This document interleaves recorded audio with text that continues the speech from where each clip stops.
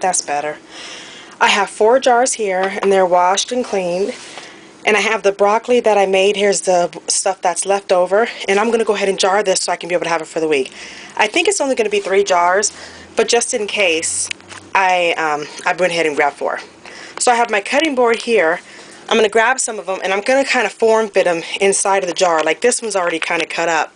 So I'll go ahead and put that on in. This one I'm going to cut up again. I just sliced it in half. I'm form fitting it in so I can be able to fit the most out of the jars. So I guess I'll just do that for a good portion of it. Oops. There. Cut it in half so I can kind of layer it.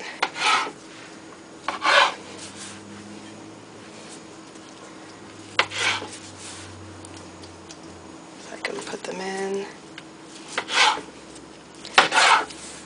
And this will make it that the next time I make dinner, it's readily available, and all I have to do is just put it on the baking sheet, put the cheese on it, and I'm done. And then I put it on broil and cook it. Put it on broil, and then I cook it for like 1 minute. Not long, because when you're doing broil, it'll really melt the cheese quick. So that's it right there. So what I'm going to do is just grab these little pieces, and I'm going to put them inside the jar. So let's get started with that. And I'm going to twist it a little bit like this. I'm shaking it so I can get more of it in there. Oops. Drop some. That one looks good. And I'm using a wide mouth. Use whatever you have on hand. I'm only using the wide mouth because it makes it, you know, it's easier to get it in and probably to get it out. But if you have only a regular jar, do what you do. You know, we work it out. That's good.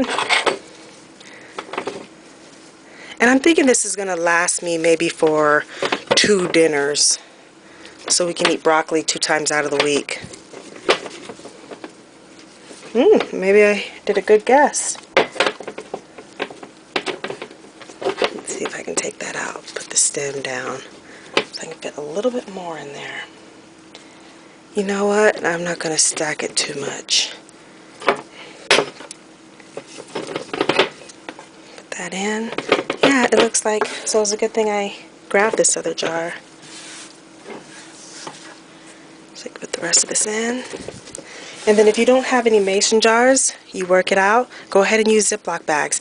Now for the mason jars, I know that these will last me a week inside of the refrigerator because I seal out the air, which is what I'm going to show you guys. I'm going to go ahead and seal them up using my food saver. And these will last me a good week. So based off of, because it's for feeding a family of 9, and we eat broccoli but not a whole bunch of it. I'm hoping that with time as I'm making it, we'll start eating it more and more and more. So this will probably be one day worth of food in 1 day, you know, because I do the vegetables, you know, the meat, starch, vegetable, and beans. So I'm thinking this will last me, so we'll have it 2 times out of the week, and then so I'll only have 4 more to do. I'll probably do some mixed vegetables, and then some green beans, maybe some kale or collard or zucchini, you know, anyway. So let me go ahead and take this over. So if you're using the mason jars, you'll want to watch this next step, how I seal it out. I use my hose and I seal it. Otherwise, if you have it in your Ziploc bag, you're done. You can go ahead and stop the video. But I recommend you watch so you can be able to maybe later on upgrade so you can see how convenient it is. So maybe if you do it in the Ziploc bag, maybe 2 to 3 days it'll last inside of your refrigerator. Try to get as much of the air out of it as you can. Of course, smell it, and you know, if it tastes funny, you know, of course, don't eat it. So, but this, I know it'll last at least a week. So if you're using Ziploc bags, you know, post in here and let everyone know. So, you know, we're a community. Let's share. So let me go ahead and move this over to the food saver. Now before I go over to the food saver, I'm just going to wipe off my rims. What I have here is a paper towel. Sorry, it's a paper towel. I'm using it, that was, it's broccoli on here. I'm wiping off the rim so that it'll be able to seal. And I just put water on it. I wet it and I put water on it. You could be able to use vinegar on it too, but that's what you mainly use, like if you're doing the candy. But you can definitely use it, but just paper towel or anything that you can use, wet it, wipe off the rims. Alright, let's go to the vacuum sealer. Okay, so here's my food saver. Let me move this jar out of the way. You see it's tucked in right here. I keep saying food saver. It's not a food saver. It's actually a Kenmore. But here's my Kenmore here. You can use a food saver or any vacuum sealer. The main thing you're looking for is you want to be able to have the attachment so you can do your accessory port. So you can put your hose on here. Here's my hose. So anyway, I have my lids on here. And just for information's sake, these are wide mouth because I'm using wide mouth jars. But instead of using new jars, after I'm done pressure canning, I take the lids off of the food. Like for example, this right here is actually pressure canned. It's sealed. There's no lid on it. You see how it stays? It's stuck on there.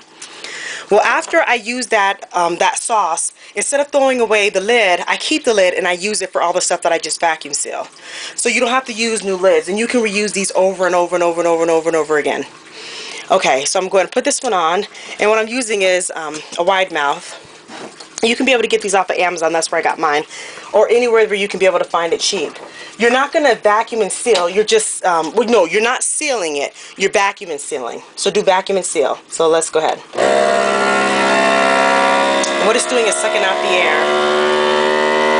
I got mine off of Amazon. You can go anywhere you can find it. This is the wide mouth one, and this one's the regular size mouth one. And these one, they actually have food saver on it.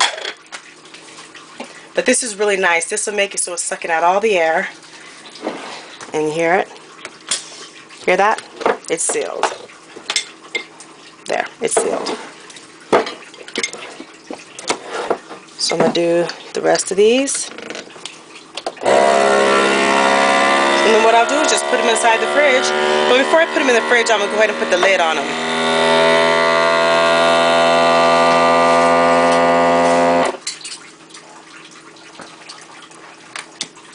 And then another important practice, you're going to have to make sure that you write the date on it too. Because even though you know right now what day it is, it's just good practice to label it. Very, very, very good practice. Hate for your family members to eat it, or especially if you make something every week. Like I make rice every week. And if I didn't label it, one could get stuck behind something, and then I put the new food in, and I could have someone end up eating some of the brown rice or open it up and it smells bad. So it's just good practice. Make sure you label it.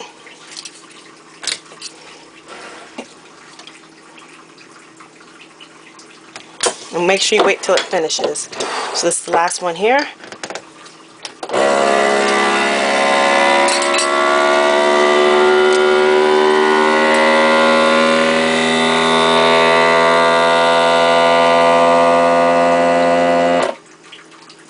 Make sure you wait till it finishes. I'm waiting for this light back here to cut off for mine. Just make sure you wait till it's completed. There, it's done. Here, you listen in. There, it's sealed. Alright, so I have my rims on here. Put these on, and it's sealed. And all I have to do now is label, stick in the fridge. So let me get a pen. Alright, so here we go. Labeled 8/16. I would put on their broccoli, but clearly, you know, everyone can be able to see that it's broccoli. So now we're all done. So that's basically it. And again, it'll last a week in the fridge. And before I go, I always like to say thank you so much for all that you do. On behalf of your friends, family, and loved ones, thank you. You do so much, and you could be spending your time doing so many other things. Thanks, and God bless.